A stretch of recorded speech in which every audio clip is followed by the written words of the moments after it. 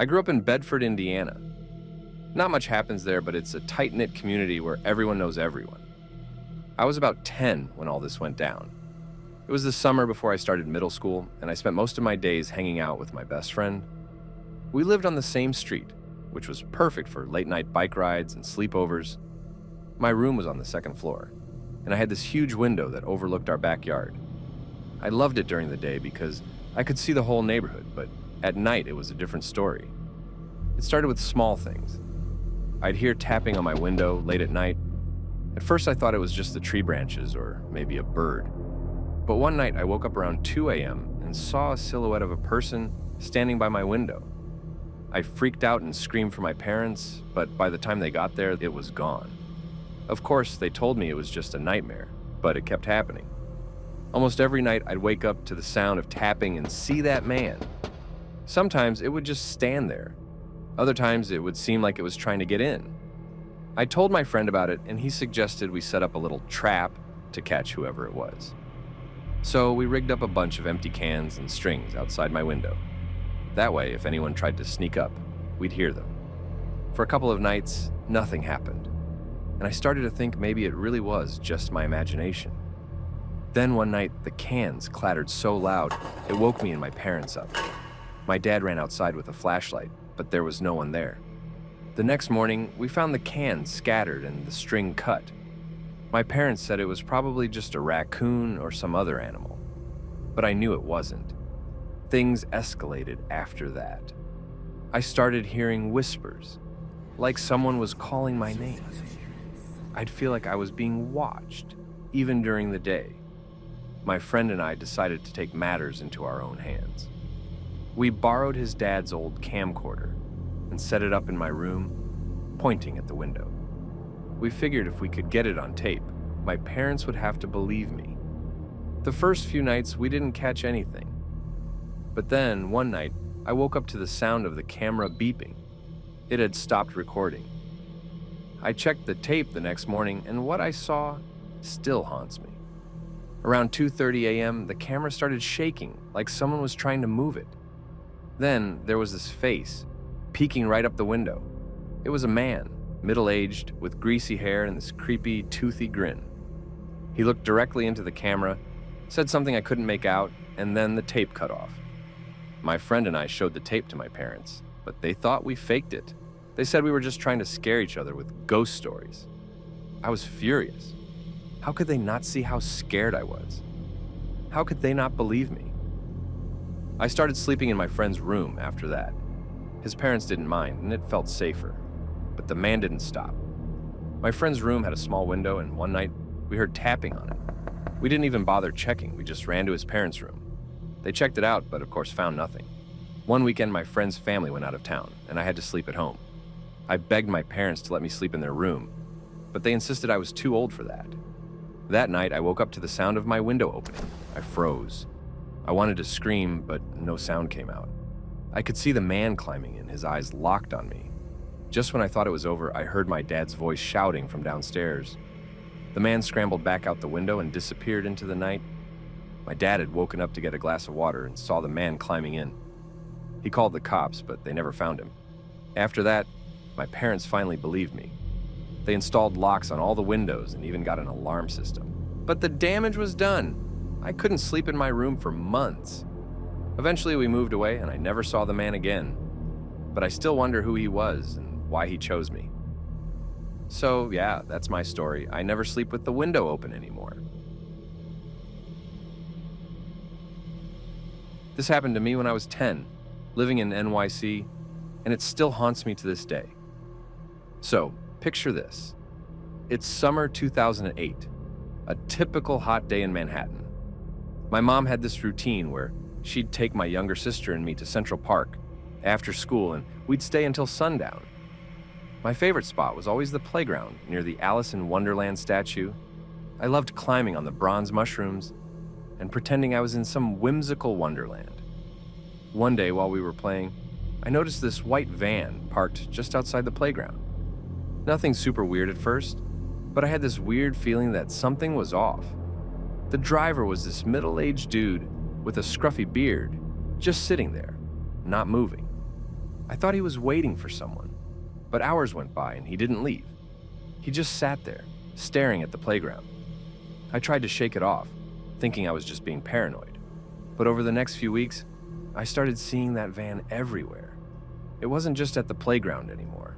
It was near my school, our apartment, even at the grocery store when my mom took us shopping. Every single time, the same guy, just sitting there. I told my mom, but she brushed it off. "It's a big city, honey. Lots of people have white vans," she said. But I knew it was the same one. I could feel it. One Saturday, my mom had a work thing, so she asked our neighbor, Mrs. Ramirez, to take us to the park. Mrs. Ramirez was cool, but she was also a bit scatterbrained. We got to the playground, and while my sister played on the swings, I decided to wander a bit. I wanted to see if the van was there. Sure enough, parked a little further down from the playground, there it was. This time, the guy wasn't in the driver's seat. I felt this cold chill run down my spine. I thought maybe he finally left, but something didn't feel right. I decided to get a closer look. Stupid, I know, but I was a curious kid. I walked around the van, trying to act casual. When I got to the back, I saw that the doors were slightly ajar. My heart was pounding, but I peeked inside. There were all these photos of kids. Kids from the playground. And then I saw one of me. I freaked out, stumbled back, and ran to find Mrs. Ramirez. She was chatting with some other moms, not paying attention. I grabbed her arm and dragged her to the van, but by the time we got there, it was gone. She didn't believe me. None of the other adults did either. They said I had an overactive imagination. That night, I couldn't sleep. I kept thinking about those photos, about how he had a picture of me. I knew I couldn't just let it go. The next day, I convinced my friend Brix to come with me to the park. We had a plan. If we saw the van, we'd use his older brother's camera to take a picture as evidence. We spent hours at the park, waiting, watching. Just when we were about to give up, the van pulled up. We hid behind a tree and snapped a few pictures. Then, as we were about to leave, the guy got out of the van. He looked around like he was searching for someone. For us? Brix and I got out of there and ran straight to the nearest police station. We showed them the photos, told them everything. The cops took it seriously and promised to look into it. A week later, the police told my mom that they had found the van and arrested the guy. Turns out, he was a known predator who had been on the run for years. They found more photos and some really disturbing stuff in his van. I don't know what would have happened if I hadn't trusted my gut that day.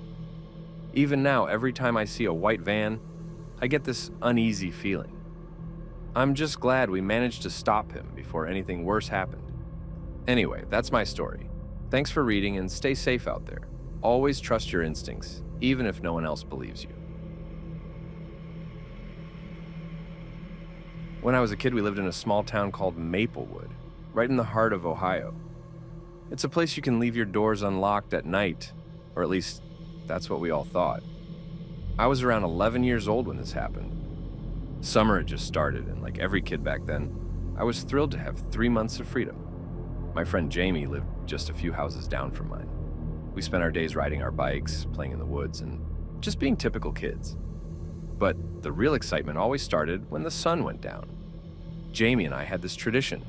Every Friday night, we'd have a sleepover. Our parents were cool with it, knowing we'd just spend the night playing video games and watching scary movies. One particular Friday, Jamie had this great idea to camp out in his backyard. His parents had this old tent we could use, and it seemed like the perfect summer adventure. The night started off pretty normal. We roasted marshmallows and told ghost stories. Around midnight, we decided to call it a night and crawled into the tent. As we were lying there trying to fall asleep, Jamie suddenly said, "Hey, did you hear that?" I thought he was just trying to freak me out. "Yeah, nice try," I laughed. But he insisted he heard something, so we went quiet and listened. Sure enough, there was a rustling noise coming from the woods behind his house. It sounded like someone walking. Jamie's backyard backed up to a small forest. It wasn't super thick, but it was enough to be creepy at night. We figured it was probably just an animal. But then the rustling stopped, and we heard what sounded like whispering. At this point, I was genuinely scared. Jamie and I were trying to convince each other it was just an animal, but the whispers continued. They were too far away for us to understand, but it was clear it was someone talking. Suddenly, there was a loud crack, like a branch snapping, and the whispering stopped. We stayed up for what felt like hours, too scared to move or even breathe. Eventually, exhaustion took over, and we fell asleep. The next morning, we decided not to tell anyone. We didn't want our parents to think we were being dramatic, or that we were too scared to camp out. A couple of weeks later, Jamie's older sister, Lily, mentioned something strange. She said she saw a man standing at the edge of the woods one night when she was coming home from a friend's house. He was just standing there, staring at their house. She thought it was weird, but didn't think much of it. Jamie and I exchanged glances. We knew it couldn't be a coincidence. We decided to do some investigating on our own. Being the curious, and maybe a little dumb, kids we were, we planned to stake out his backyard the next Friday night. When Friday rolled around, we set up our tent again, but this time with a plan. We brought flashlights, a couple of kitchen knives, don't ask me how we thought that would help, and a pair of binoculars Jamie had gotten for his birthday. We stayed up late, keeping an eye on the woods. Around 1 a.m., we saw him, a tall outline of a man standing just inside the tree line, barely visible in the moonlight. He wasn't moving, just watching. We didn't dare shine our flashlights on him, afraid he'd notice us. After what felt like an eternity, he turned and walked deeper into the woods. We stayed up until dawn, not saying a word. The next morning, we went into the woods to look for any signs of him. We found footprints leading away from Jamie's house, but nothing else. We told our parents, but they brushed it off as a homeless man passing through or a prank. No one seemed to take it seriously, but Jamie and I knew what we saw. We decided to stop camping in his backyard after that. For the rest of the summer, we stuck to playing in our houses, avoiding the woods altogether. We never saw the man again, but the memory of him standing there, watching us, has never left me. Now, years later, I sometimes wonder if it was just our overactive imaginations. But deep down, I know it was real, so yeah, that's my childhood horror story. If you're ever in Maplewood, maybe steer clear of the woods at night.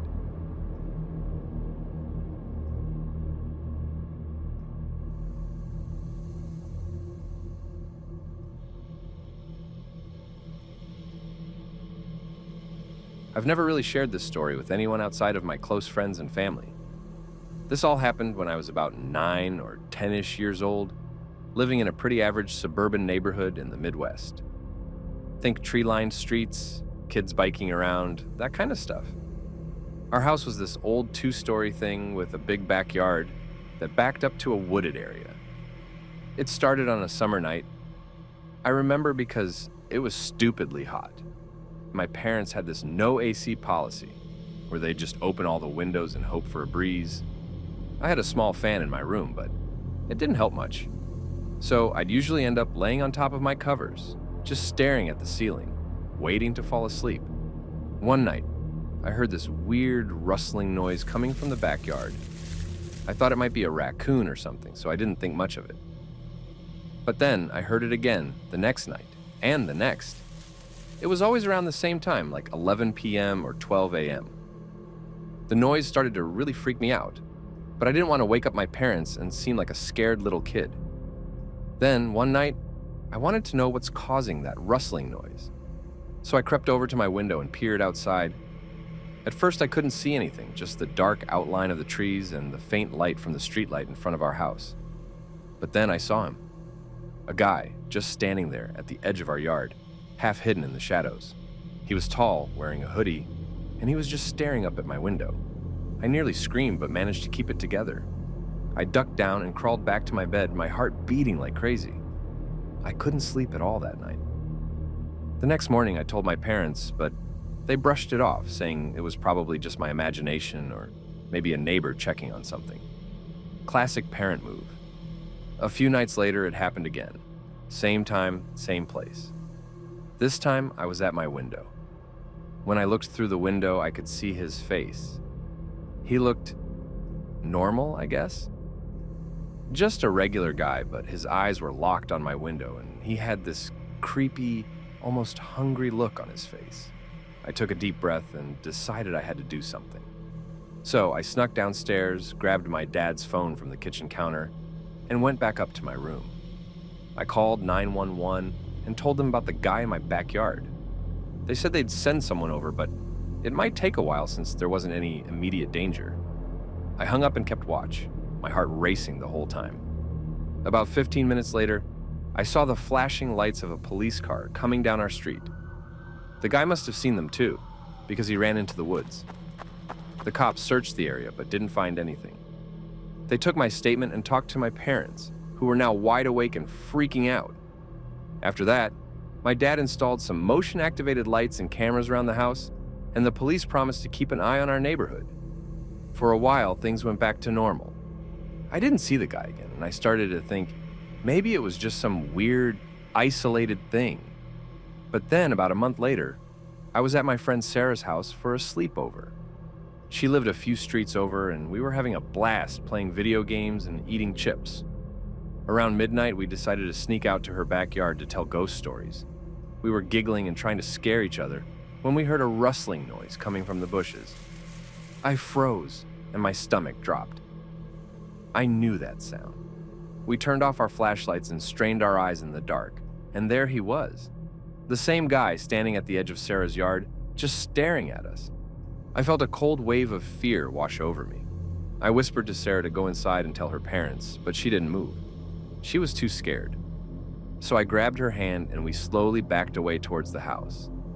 Just then, the guy stepped forward and I finally snapped. I screamed as loud as I could, and we both ran inside, slamming the door behind us. Sarah's parents came running and we told them what happened. They called the police, and this time they showed up in record time.